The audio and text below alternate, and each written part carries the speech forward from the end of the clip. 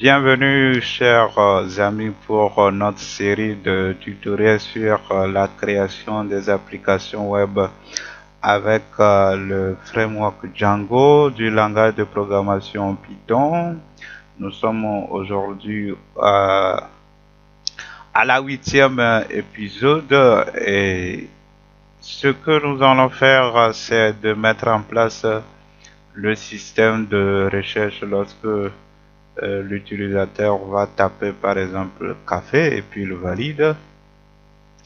Alors, notre serveur va retourner une réponse selon ce que l'utilisateur a tapé. Actuellement, ça ne marche pas. J'ai mis café, mais les articles ne contiennent pas café.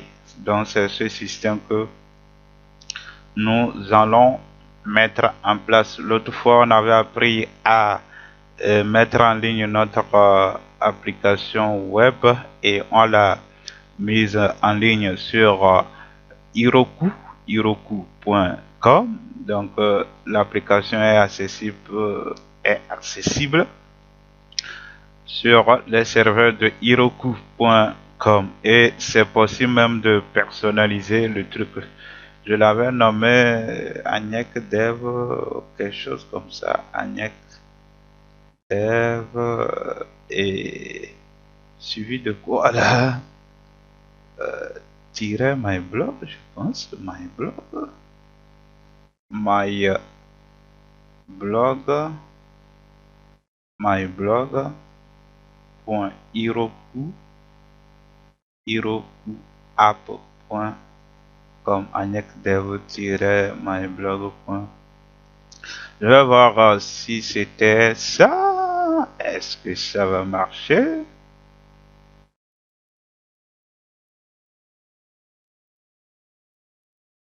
Ça traîne, hein? Ah oui, c'était ça. Donc, le site web est accessible en ligne. Donc, il faut taper anecdev-myblog.herokuapp.com. Mais on peut personnaliser ça peut-être lorsque l'utilisateur ou bien n'importe qui tapera www.myblog.com. Alors, ça donne un truc, voilà, bon, et le nom de domaine n'existe pas, donc on peut acheter. Donc il suffit d'aller acheter par exemple le nom de domaine myblog.com, de configurer le nom de domaine et afin que lorsque les gens tapent sur ce nom de domaine, ça nous retourne sur ce nom de domaine de Heroku. Donc ça s'appelle la redirection. Je vais vous montrer un exemple. J'ai hébergé une application sur Heroku accessible à comme ça. Et je l'ai nommé Agnec Dev. Donc je suis en train de créer un système de formation. Voilà, pour permettre à n'importe qui de venir mettre en place des formations sur ma plateforme. Donc agnecdev.heroku app. Voilà, c'est là. Je valide. Et là, ça vient, voilà, c'est en cours de création. Vous voyez, et pourquoi j'aime Django? Parce que c'est dans la précipitation qu'on s'est lancé pour créer ce truc. Ça donne la liste des formations. On choisit la formation, il y a vidéo de l'aperçu, il y a la description. On dit payer maintenant. Et l'utilisateur peut payer par PayPal et lorsqu'il paie, vous voyez, c'est un truc fait en moins d'une semaine, si je peux le dire ainsi. Donc, il met son adresse email et il va payer. Ça marche. Bon, moi, je ne vais pas aller jusqu'au bout. Et lorsqu'il paie, alors ça lui donne droit à tous les cours. Donc, j'ai mis agnecdev.heroku.app.com. Maintenant, j'ai acheté un nom de domaine qui est agnecdev.com sur LWS et je l'ai configuré lorsque un utilisateur tape ce nom de domaine. Ah, j'ai mal tapé. Donc je devais taper 3W. Voilà, je valide. Ok, donc quand l'utilisateur tape www.nyakde.com, comme ça l'amène ici, alors que je l'ai hébergé sur Heroku avec une URL, un URL qui est différent. Lorsque l'utilisateur tape ceci, ça le redirige sur les serveurs de Heroku et ça marche parfaitement. Ça marche parfaitement. Vous voyez, donc on peut mettre un site web en ligne sur Heroku, on peut personnaliser avec notre nom de domaine que nous avons acheté et c'est moins cher d'avoir un nom de domaine, ça n'atteint pas 5000 francs CFA, moins de 10 euros. Ok, voilà. Voilà, donc c'est facile de mettre un site web Django en ligne et de le créer. Et je le dis bien, c'est en moins d'une semaine hein, que tout ça là est mis en place. Et ça sera amélioré, amélioré, donc quand les gens se connectent. Là, je ferme ça. Je vais maintenant sur notre blog accessible à ici. Donc, je suis déjà sur la plateforme. Pour y aller, c'est pour montrer à certains qui ne maîtrisent pas. Avant d'aller, il faut lancer le serveur. J'avais lancé le serveur. Je peux essayer de couper le serveur. Là, c'est quoi ça? OK. Voilà. Donc, vous allez dans le dossier où se trouve votre projet Django. Mais d'abord, il faut lancer votre et comment il s'appelle, environnement virtuel, autrement ça ne va pas marcher. Bon, je vais quitter l'environnement virtuel en faisant deactivate. Deactivate, voilà, je l'ai quitté. Pour aller, je fais work on. Je l'avais nommé my blog, donc je fais comme ça, my blog, je valide, voilà, il est lancé, je suis dans mon dossier. Maintenant, je fais Python manage.py et je dis run server. Ok. Et là, ça marche. C'est ce qui fait que lorsque je viens, 627.0, ça tourne sur le port, ça marche.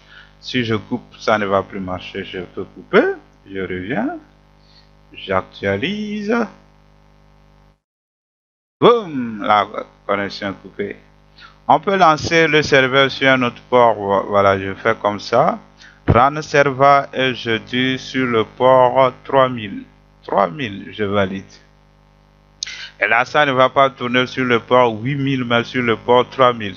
Je retourne. 8000 ne marche pas. Et là, si je mets 3000, tant.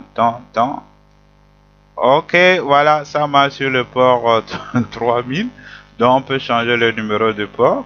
Mais je reviens et je ramène ça sur le port par défaut qui est 8000, c'est mieux. Voilà, je fais ça. Vous pouvez mettre 0, 2.3000. Quand on le met sur 0, 2.3000, ce qui fait que quand vous êtes en réseau local, les gens peuvent accéder à votre application web. Voilà, c'est ça. Donc, si vous créez l'application web pour que les gens puissent accéder en réseau local, vous mettez 0, 3 points, 0, 2 points, le numéro du port, et puis les gens peuvent accéder. Imagine, je tape ça.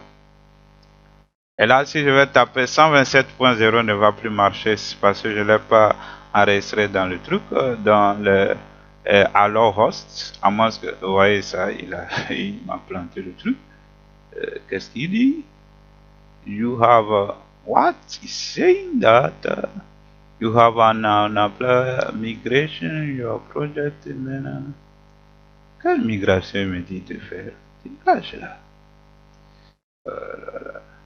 On sait quoi. Après tout, il parle de migration.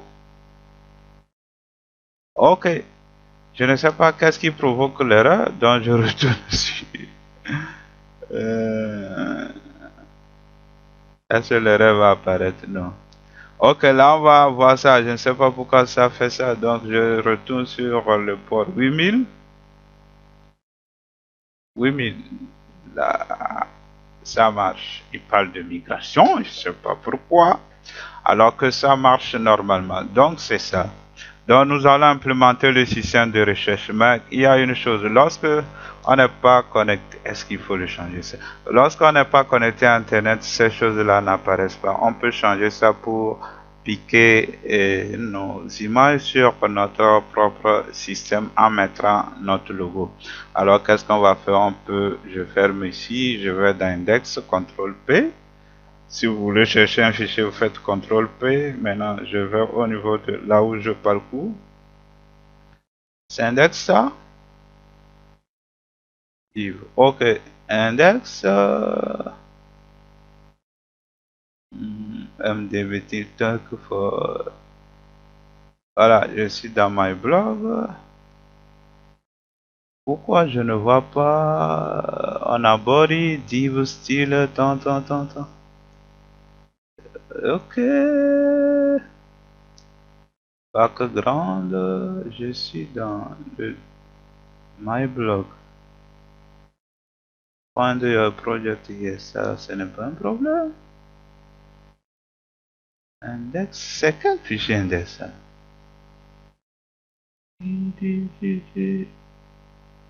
Statique. C'est pas possible, ce n'est pas dans template. Ok, donc c'est lui.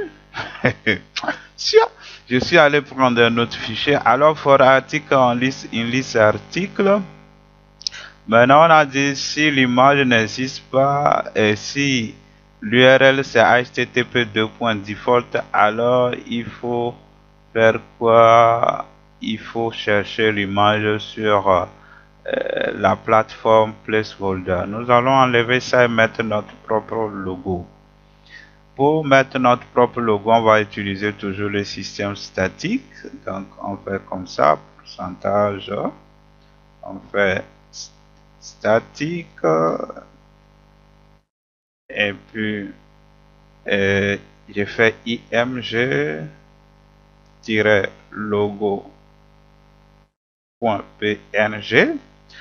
Je le mets parce que dans le dossier image, il y a un fichier logo. Quand on dit statique, on dit va dans le dossier statique qui est dans la liste qui figurerait dans n'importe quelle application. Quand on prend Django, tout ce qui a un fichier, puis vous voyez, ça c'est l'application. Ça aussi, ça doit être une application. Il crée une application par défaut. Nous avons aussi créé notre application blog. Or, quand on dit statique, ça veut dire va dans le dossier statique qui se trouve dans n'importe quelle application. Donc Django il va d'abord parcourir comme ça. Il vient dans blog, il cherche est-ce qu'il y a statique, il dit oui. Ok. Après statique, va dans un dossier qui s'appelle img. Il cherche. Il y a img, il dit oui. Ok. Maintenant dans img, on dit cherche un fichier qui s'appelle logo.png.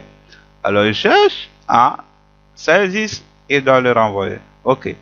Je vais, j'actualise et dit quoi un bloc. Il y a une erreur ou bien je n'ai pas chargé ça, donc je fais load statique. Il faut charger ça parce que c'est une extension load statique. Voilà. Si vous ne mettez pas load statique dans un fichier, lorsque vous mettrez cette syntaxe statique, ça ne marche pas. J'actualise à nouveau. Ok. Voilà donc notre image logo apparaît. Avec, il n'y a pas d'espace en bas. Hein. C'est collé. Pourquoi c'est collé comme ça? Ok, donc on a my blog qui apparaît, le logo de notre chose. Je l'ai créé avec Illustrator, c'est facile à créer, mais ce n'est pas un logo, hein. J'ai fait tout simplement un test. Donc, il ne met pas d'espace en bas, donc on va mettre margin bottom en bas. Donc, lorsque, voilà, c'est où on parcourt for div class card, on va dire margin bottom. Peut-être un. On valide. Ok. Au moins, il y a une marge en bas. On va mettre 2. 2, je valide. Ok, je pense que c'est mieux comme ça, voilà.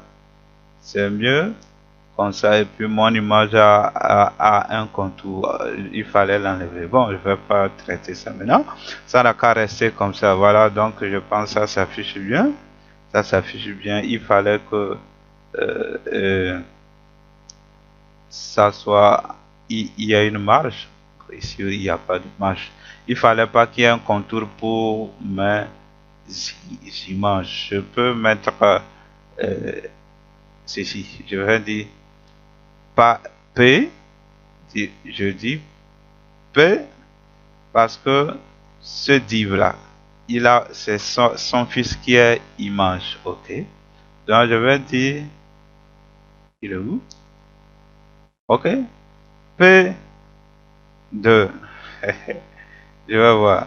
P veut dire padding, marge interne. Donc il n'a qu'à mettre une marge interne. Je valide. Ok. Vous voyez, donc il y a une certaine marge à l'intérieur. Après tout, j'enlève la bordure, donc il y a marge à l'intérieur, et ça s'affiche mieux. Ok, c'est bon. Maintenant, nous allons mettre en place notre système de recherche. Lorsque l'utilisateur tape, je dis café, il veut acheter du café, il valide. Alors, le système va retourner tous les articles dont le titre contient le mot café. Actuellement, quand je tape café, vous voyez, l'URL change. Il met point d'interrogation, article égale café. Comment cela fonctionne? On va l'expliquer ici. Vous voyez ça? Je suis ici. Je vais aller sur Google, faire une recherche. Je vais sur Google et je tape Django, pas café. Je tape Django. Django. OK. Voilà, quand j'ai tapé Django, regardez, il y a google.com/search point d'interrogation Q égale Django and OK égale Django, tout ça là c'est long. C'est ça qu'on appelle quoi l'URL avec des arguments. Google.com c'est le nom de domaine. Et google.com jusqu'à 7 c'est l'URL. Jusqu'à 7 c'est l'URL. Maintenant, à partir de point d'interrogation, c'est ça qu'on appelle des arguments. Donc, je reviens sur mon fichier ici. Donc, quand l'utilise, je viens ici. OK, par présentation. Donc, quand l'utilisateur tape Django dans Google, alors voici la requête qui est lancée dans Google http:// www.google.com/search égale Django. Donc, voilà. Donc, l'URL, voici l'URL sur lequel la requête est envoyée vers le serveur. Il y a un URL comme ça, vers lequel la requête est envoyée. Google a un URL comme ça, autrement ça n'allait pas marcher. Voilà, de search jusqu'à ici, ou bien de HTTP jusqu'à ici.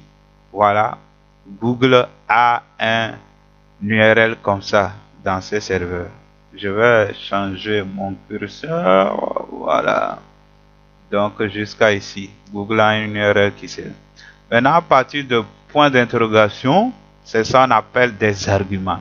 Une requête de type guess avec des arguments. OK. On dit Q égale Django. Q égale Django. Voilà, je dis, voilà, ça c'est l'URL.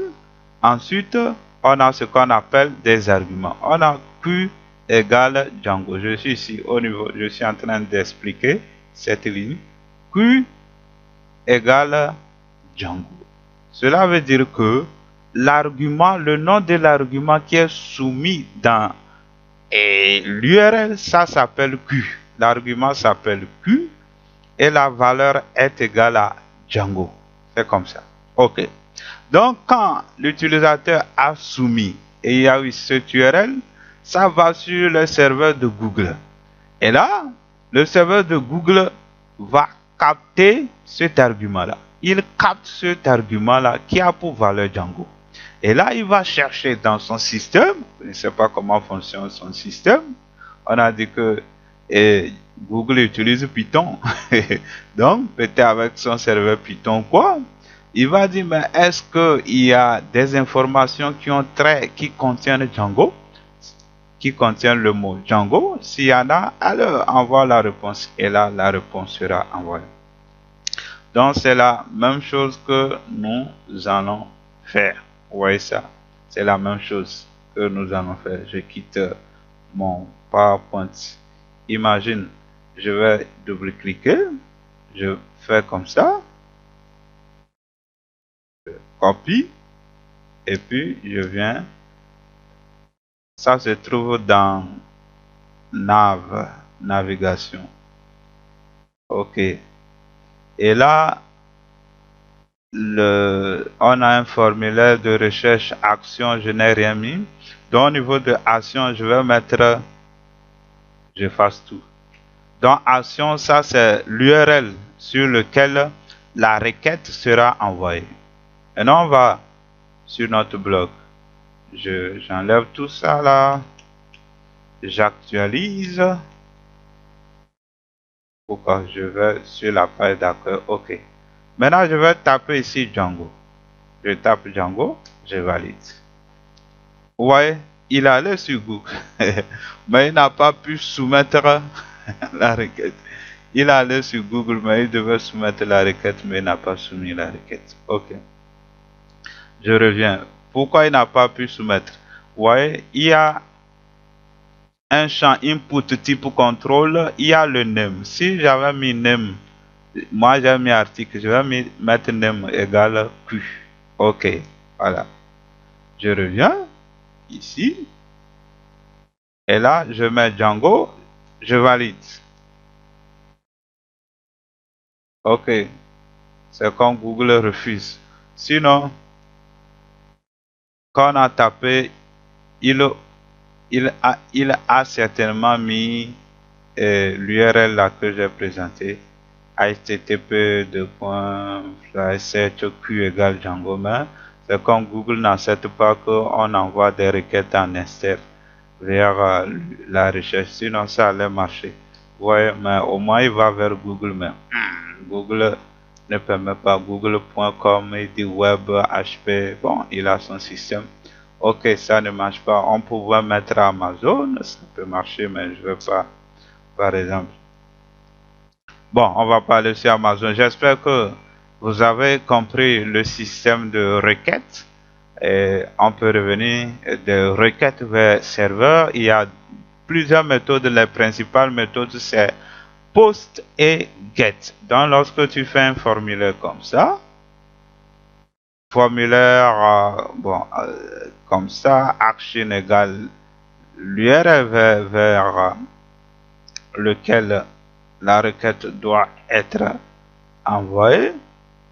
Et là, la méthode par défaut c'est get. Mais si on met post, alors ça va changer. Donc la méthode, nous, c'est get. Get veut dire nous voulons obtenir une réponse du serveur.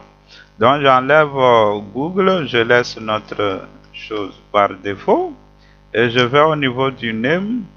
Name, moi je vais mettre article. Voilà, je reviens parce que c'est un article qu'on veut chercher. Maintenant, si j'actualise, on cherche café, on valide. Alors, il dit article égale café. Bon, comme il n'y a pas un URL sur notre système de ce genre, c'est pourquoi il n'y a pas de réponse. Sinon, il allait répondre. Alors, qu'est-ce que nous allons faire? Nous allons aller définir un URL qui va recevoir la requête. Nous allons définir un URL dont nous bon, ça n'a qu'à rester. Je vais au niveau des URL. URL.py qui est dans blog. Alors, ici dans blog, il n'y a pas d'URL. Donc, je vais dans URL qui est dans my blog. C'est là qu'on a défini.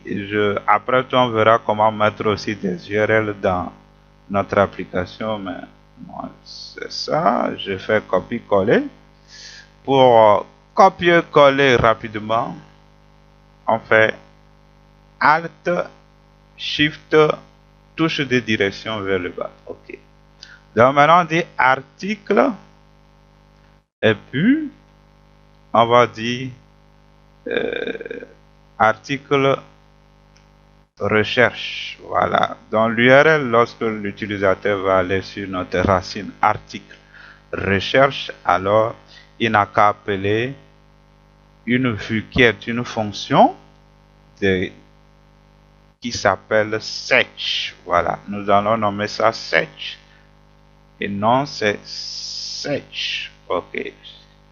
Et là, il faut que ça existe dans nos vues. Ça n'existe pas encore. On a dit from blog.views import home détail search.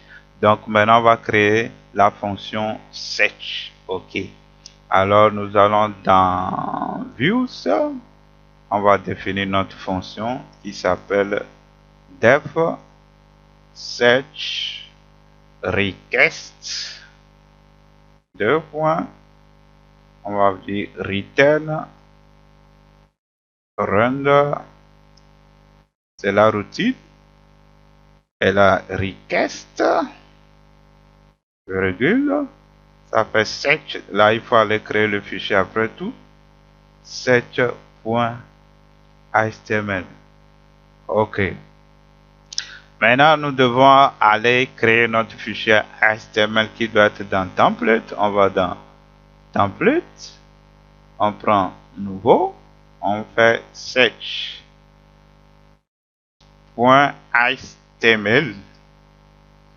et là on va dire qu'il hérite de base.html extends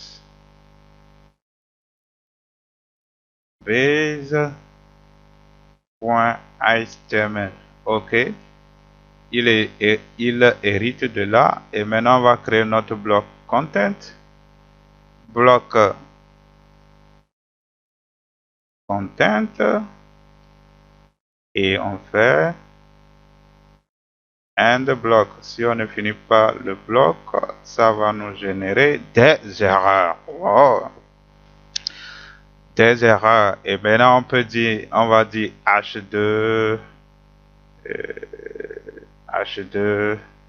liste de recherche. C'est ça, hein, liste de recherche. On valide. OK. Voilà.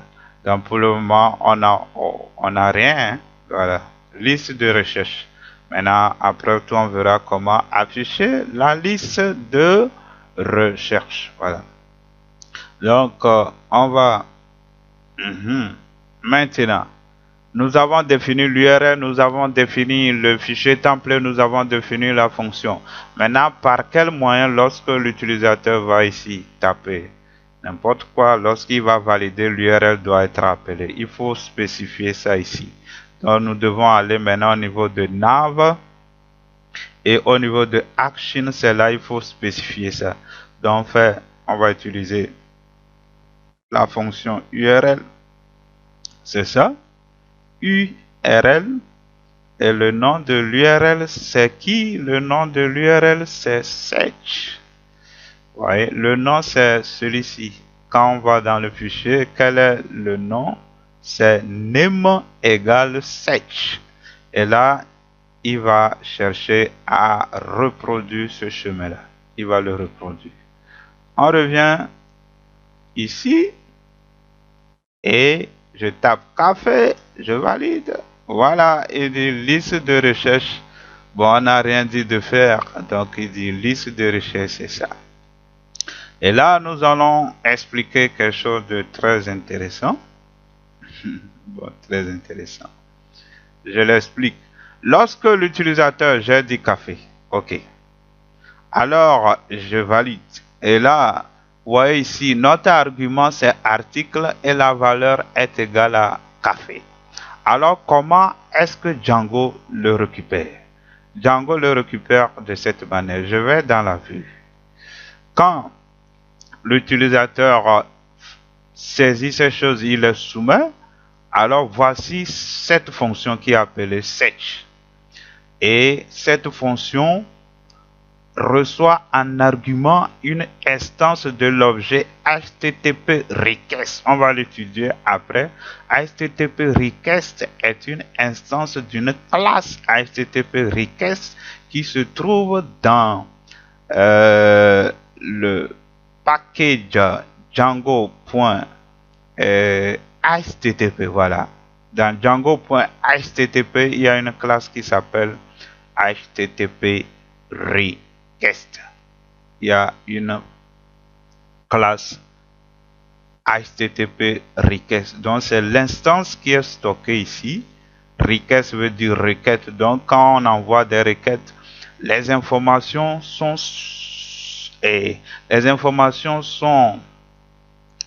soumises dans cette classe qui contient des attributs. La classe a beaucoup d'attributs dans laquelle les informations sont stockées. Par exemple, cette classe, elle a un attribut qui s'appelle get. Vous voyez, je mets ça get comme ça. Elle a aussi un attribut qui s'appelle post. Elle a un attribut qui s'appelle meta. Elle a un attribut qui s'appelle méthode. Vous voyez ça? Ok. Et là, j'efface. Maintenant, lorsque l'utilisateur saisit et soumet la requête, alors l'attribut get reçoit les informations avec l'argument et la valeur. Get devient comme ça. Get devient comme ça. Get a pour valeur. On a dit l'argument c'est article. Il dit OK. Donc get il reçoit article. Maintenant la valeur c'est café. Donc et là ça fait café. OK. Vous voyez l'attribut get de request il reçoit ça. Maintenant on va dire donc on va essayer d'afficher ça. Comment cela se passe? Nous allons dire que query, c'est-à-dire la requête, on va dire query égale request. Request, c'est un objet qui a un attribut get, qui est un tableau. Maintenant, dans get, vous connaissez les dictionnaires dans Python. Hein? Donc, dans get, maintenant, il y a article comme clé. Article étant clé, voilà, c'est ça. Donc, query égale à request.get et la clé article. Oh, j'ai mal écrit article. Article. OK. Et là, en réalité, ça devait être café. OK. Parce que vous voyez, article, c'est café. Et maintenant, on va dire de l'afficher ici dans le contexte. Et là, nous mettons ici le contexte. Nous disons. Je mets ça, je nomme query. Query veut dire requête soumise. Et je dis 2.query. Voilà. Query. OK. Query. Voilà.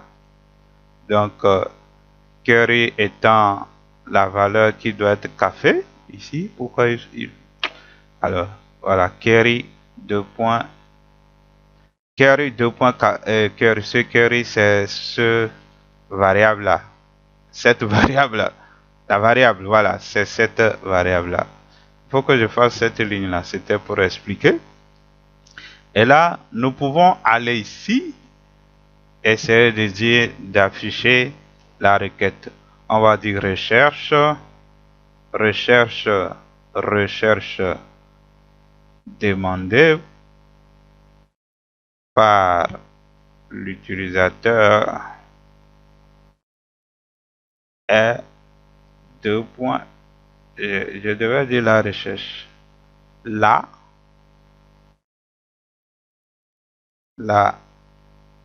recherche demandée par l'utilisateur est 2 points. On va dire le query. Voilà. Bien vérifier que dans le view, c'est bien query. C'est celui-ci qui le reçoit et puis il a la valeur. On revient, on soumet encore café, on valide. Voilà, c'est ça ici, café. Vous voyez ça? Je vais maintenant dire, je veux Django. Django. Je veux spaghetti. Spaghetti. Ah, voilà, bon appétit. Vous voyez, c'est comme ça fonctionne le système de HTTP, c'est comme les serveurs dans un restaurant. Le client vient dire je veux du spaghetti, il lui donne du spaghetti, je veux du riz, il lui donne du riz. On peut mettre un système en place comme du riz, alors ça affiche ici un plat de riz et autres. Voilà, c'est comme ça fonctionne ce système. Voilà. Donc ce ne sont que des astuces. Et là, vous voyez ma liste, mon liste, voici comment il est affiché. Il est trop parti. Ici, il suffit de créer d'abord un div. Je vais arranger un peu le template. Bloc content, je fais un div.o, div.container. Voilà. Ok, ce qui fera qu'il y aura des marges. Et là, les deux là vont être des fils de container. Donc je les prends et je fais Alt, touche de direction vers le haut, c'est ça. Donc on peut même mettre query dans un, comment on appelle, strong pour le styliser. Je fais comme ici, strong, pour que vous voyez bien, strong, voilà. Donc je fais ceci. Voilà, liste de recherche, c'est spaghetti, concombre. Voilà, ça c'est concombre. Ok. Voilà, donc maintenant nous capturons la requête soumise par l'utilisateur. Et qu'est-ce que nous allons faire en fonction de la requête soumise? Nous allons donner la liste des articles qui répondent à ce critère. Et comment cela se fait? On utilise ce qu'on appelle les query sets de Django. Vous pouvez aller dans la documentation de Django, je suis là-bas, et vous allez trouver query set. Je vais monter en haut pour voir je suis dans quelle rubrique. Oups. Voilà, création de requête, voilà, de Django. Vous allez trouver ça, création de requête. Ok. Là, je reviens ici. Je reviens ici. Ok. Alors, maintenant qu'on a capturé la requête, nous allons faire une requête vers la base de données pour nous donner les articles qui répondent à ce critère. Et cela se fait comment? Je vais parler un peu de query set en quelques, peut-être 1-2 minutes. Query set, alors qu'est-ce que je vais faire? Et comment se font des requêtes dans Django? Je peux l'expliquer ici, après je fasse. Comment se font les requêtes? Il y a l'ORM et puis il y a système de requête direct. On peut faire select étoile from. Notre table s'appelle quoi? Article where id égale 1. Voilà. Ou bien en fonction de cette requête, on va dire where title like ceci, pourcentage, vous voyez ça? On va faire plus query, plus pourcentage, voilà. Pourcentage veut dire qu'il y a n'importe quel caractère, query veut dire que bon, ça peut commencer par aucun caractère ou bien un caractère ou plusieurs. Et il y a query dedans, c'est-à-dire ça contient le mot, la requête envoyée par l'internaute ou l'utilisateur et ça finit par des caractères. Donc ici par exemple quand on a tapé café, donc si il y a les cafés, s'il y a les cafés, ça répondra. S'il y a café de France, ça va marcher parce que on a dit pourcentage query et autres donne. Si ça commence par café, ça marchera. Si café au milieu, ça marchera. Par exemple, si c'était un café de France, ça marchera et autres. Mais si c'est un caf, ça ne marchera pas. Voilà. Ok. Maintenant, avec Django, on a simplifié ça. Ce qu'on appelle les query sets de Django. Comment se font les query sets? Je vais aller dans notre modèle, le modèle Python. On a on a classe catégorie, on a la classe article. Donc pour faire une requête, et tout est dans la documentation, hein. Donc pour faire une requête vers un article, il y a ce qu'on appelle un manager. Donc on fait d'abord le nom de la classe, d'une classe. Ici on a article, donc je fais article. Maintenant objects, voilà, object. Object retourne une instance qui s'appelle un manager qui a des méthodes. Maintenant après, là on applique sur l'instance d'object qui est un manager. On peut dire all, c'est une méthode du manager. Et là ça va retourner tous les articles. Maintenant si on veut un article particulier, on peut dire article point object object point filter, et là on va lui soumettre les arguments. Par exemple, on dit tous les articles qui contiennent le mot café comme je l'ai dit. Alors on donnera le nom de l'attribut. Donc title. Maintenant on fait comme ça, dans double underscore. Ouais, ce sont des fonctions magiques, ce sont des attributs magiques de Django. Donc on dira title double underscore, on dit contains, et on dit égal café. Voilà, café. Voilà, donc c'est ça. Donc pour obtenir tous les articles dont le titre contient le mot café, on va dire title contains égal café. Si on ne veut pas être sensible à la case, c'est-à-dire la personne majuscule ou minuscule, on va dire title i contain, ça veut dire insensible à la case i. I veut dire insensible à la case, donc on dira i contains égale ça. Il y a plusieurs, donc il y a plusieurs, comment on appelle, attributs magiques qu'on peut appliquer sur un attribut pour faire des requêtes.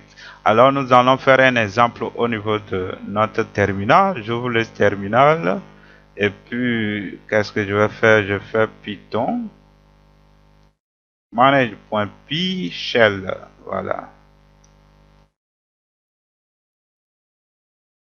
J'espère que je n'ai pas lancé. Ok, on va agrandir. J'ai agrandi comme ça.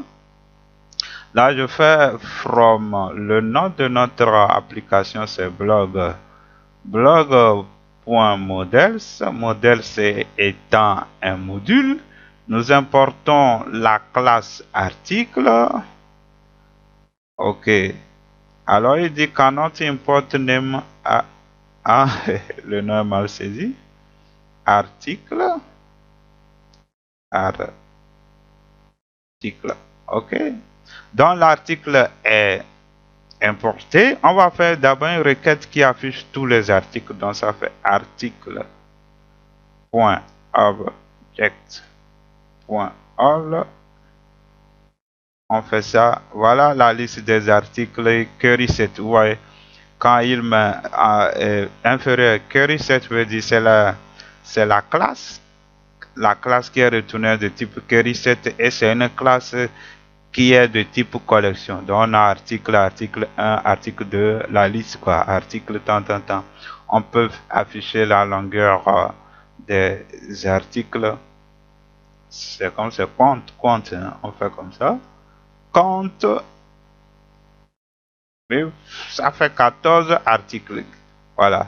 Il y a assez de choses. Maintenant on dit, nous voulons les articles qui contiennent le mot, vous voyez, il y a numéro. Donc nous voulons les articles qui contiennent le mot numéro. Comment cela se fait? On fera article point object point filter, et là on va dire title parce que c'est l'attribut title, et on va dire contains égal, et on va dire numéro. Voilà. Donc, il va afficher tous les articles qui contiennent le non numéro. Donc, ça va commencer par article numéro 5. Ok. Affiche-le. Voilà. Il a affiché. Numéro 5. Numéro 6. Numéro 7. Numéro. Vous voyez ça? Maintenant, on va dire qui contiennent le nom café. Mon fameux café dit, ah, il n'y a aucun article qui contient le nom café, donc il ne faut pas me déranger. Alors je vais prendre un article, je vais le changer en le menant, en mettant son titre café, café fort, l'article numéro 1. Pour obtenir un article, comment ça se fait? On fait article, point, article, point, object, point, get, primary key, ça veut dire PK, PK veut dire primary key, voilà. Et ça fait 1. Et maintenant je vais dire, non, je l'obtiens d'abord. Et je vais le dire A1. Donc c'est l'article 1 ça. A1. Type object article has no attribute. Ah, j'ai mal tapé. Object. Voilà. Ok, j'ai comment il s'appelle? J'ai un objet article A1. Si je fais A1, je valide. Voilà, il s'appelle article 1. Je vais changer son titre en disant que le titre c'est Café Fort. Comment cela se fait? On fait A1 point title égale, je dis maintenant Café Fort. Valide. Ok. Maintenant il faut l'enregistrer. Je fais A1 point save. Voilà. Ok, s'enregistrer.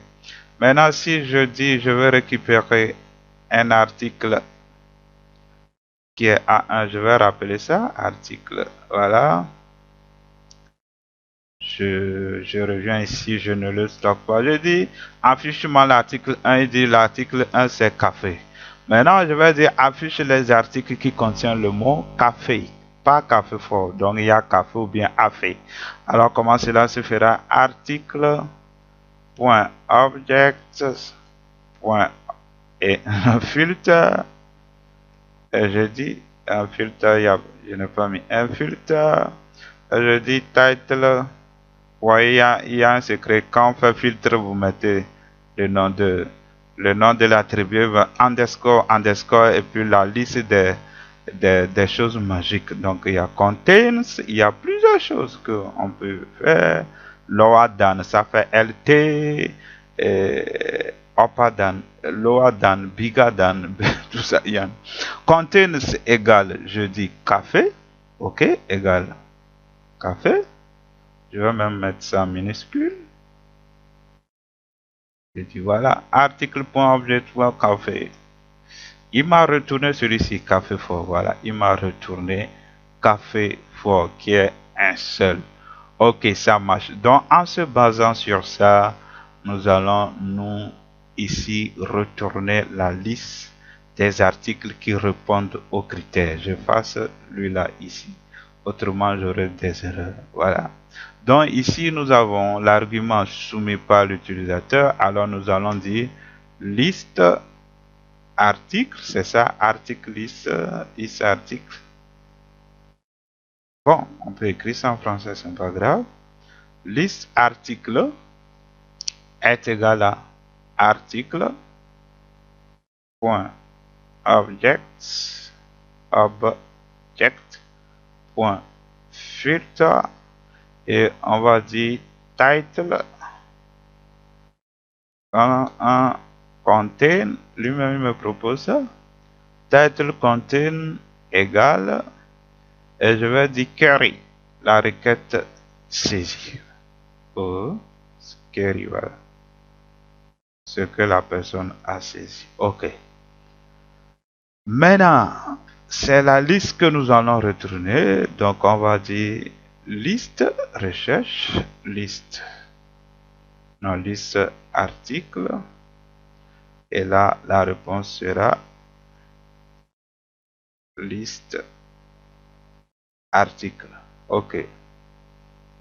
Maintenant, on va dans notre il faut pas quitter ici. Donc, la recherche saisie, maintenant, nous, on efface ici. On va faire une boucle ici, une boucle. Voilà. On fait comme ça.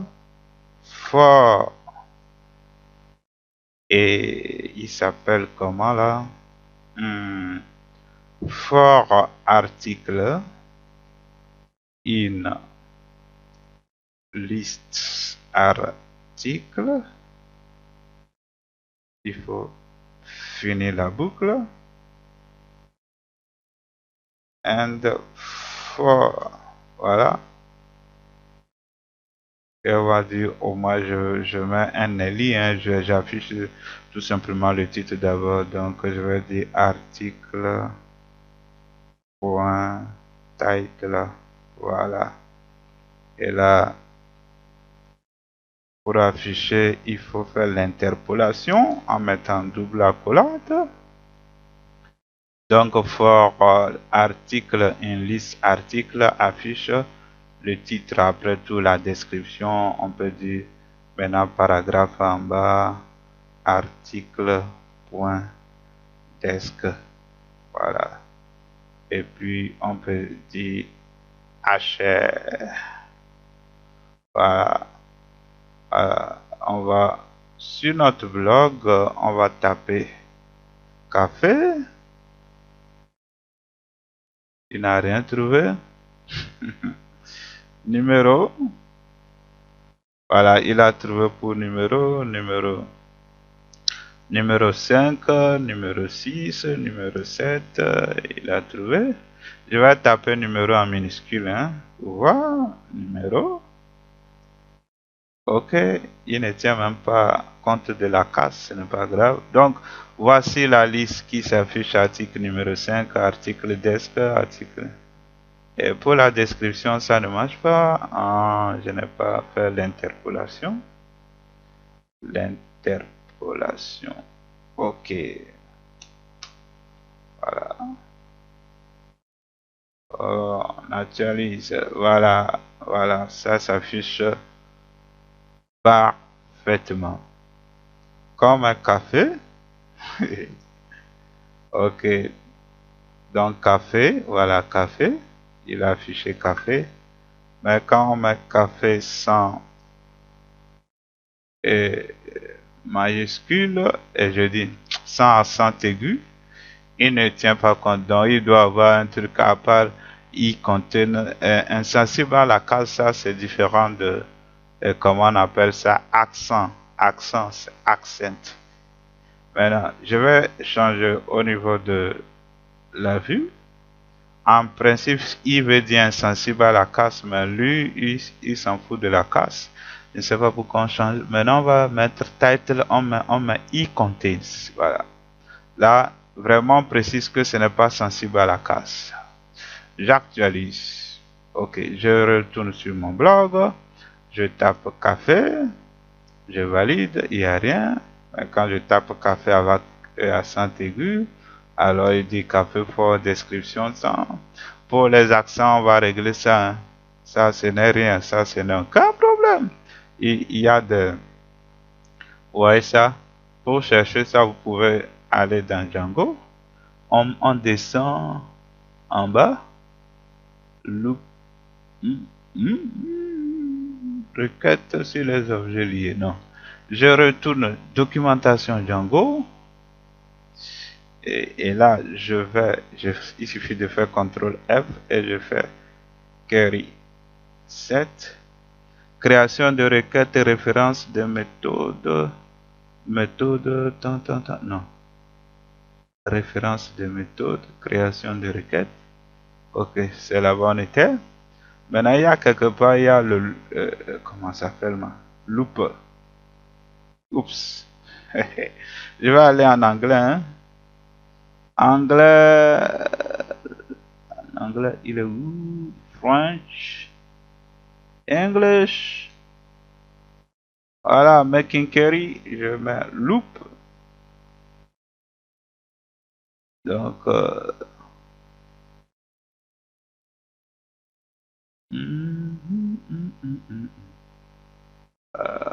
Related blog name. J'avais fait une recherche dans le loop, il y avait la liste des attributs magiques là. Et là, je ne le trouve pas ici, je ne le trouve pas ici, je ne le trouve pas ici. Je retourne en arrière pour voir s'il n'y a pas ça, c'est pas grave, hein. On va le chercher après tout. Query set référence, on va voir ça dans référence. Voilà. Il y a ça ici. Il y a un filtre exclude, annoté, tant, contains. Donc, par exemple, je fais CTRL F, je fais contain. Waouh, il n'y a pas contain. Ah là là là là là là. Je remonte. Je remonte. Qu'est-ce qu'il affichait? Il affichait la liste de... Ici, c'est quoi? Sommaire, méthode renvoyant de nouveau query set. Voilà, il y a order by, reverse, distinct, différentes et autres. Voilà, c'est ça. La thèse existe, il y a beaucoup de choses. Ouais, je parle de contain, mais il ne trouve pas pourtant ça. Ok, c'est ça là. Recherche dans le champ. Donc, ça peut être exact, exact, contains, contains, in, greater than plus grand, greater than or equal, later, low than plus petit. Start with, start, start with, end with, tant. Beaucoup de choses, beaucoup de choses. Donc, on appelle ça la liste des, comment on appelle, des attributs magiques que même ils appellent loop. Donc, par exemple, on a utilisé contains qui est ici. Contains, first, non, contains, voilà. Nous avons utilisé contain, nous avons utilisé contain, c'est-à-dire on dit title égale title underscore contain égale ce que la personne a saisi ou bien contain. Et il y a d'autres, on peut dire afficher les articles qui ont été publiés avant le 10 combien septembre. Alors ça il faut mettre LT, vous voyez. Là ça sera et filtre date LT égale. Ok, on continue. Alors nous revenons ici. Voilà que ça marche parfaitement. Ça marche si on dit numéro, ça marche. Donc, parfaitement. Moi, je voulais tenir compte de ce qu'on appelle les accents. On va le voir après tout. Donc, ça marche. Maintenant, on va faire de telle sorte que ça s'affiche de la même manière que index. Comment on va faire? C'est simple. On va aller dans index. Où index? Index.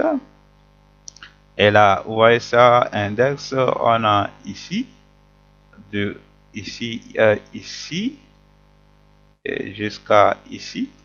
On prend la même chose, mais il a un parent row. Donc, on va maintenant au niveau dans search, on efface tout ces... La loupe est où? Ok. On efface ceci. On crée un parent div.row. Ok. Et maintenant, on prend tout ceci. D'abord, liste de recherche doit monter en haut. Paf, paf. Il est dans container. Ok. Et maintenant, la loupe est dans row. Ok. Dans row. Maintenant, au niveau de row, nous collons notre truc. Voilà, j'ai collé. Je vais faire l'indentation. Donc, for article, une liste article, donc je pense que c'était le même nom de l'objet qui est dans la liste des objets articles. Donc, ça doit s'afficher. On a div class row div class call, tant. Bon, on s'en fout de tout ça là. On revient sur notre truc. On va prendre encore numéro. On fait numéro. On valide. Il dit invalide bloc tag online static expected did you en toujours il faut charger ça, donc je monte en haut ici. Après il faut faire load static. Ok, statique, et je valide. Voilà, donc tout ce qui est numéro s'affiche. Vous voyez, numéro s'affiche parfaitement. On peut faire des recherches multicritères, numéro ainsi que description. On peut enchaîner des choses, hein. Et c'est quoi je voulais faire? Voilà, je peux faire une autre recherche. Je mets mon fameux café. Café, il y avait accent aigu. Café. Ok, voilà, il a trouvé café fort. Et quand on clique, ça marche, hein. On clique sur les liens, ça marche, hein. On met numéro, on valide. Quand on clique, ça marche parfaitement. Ah, ici, on n'avait pas mis l'image qui doit s'afficher. Donc, la recherche marche parfaitement. Merci beaucoup, les amis. Nous allons poursuivre après avec d'autres choses. Et à bientôt. Et si vous trouvez la vidéo intéressante, il faut liker, il faut s'abonner pour être au courant d'autres vidéos qui vont paraître bientôt. Et nous allons apprendre prochainement comment pouvoir lier une application Android à notre application Django. C'est ça, application multiplateforme. On peut créer une application Android qui récupère les données là et les affiche dans une application Android. C'est ça. Donc merci beaucoup et ciao, ciao. À bientôt.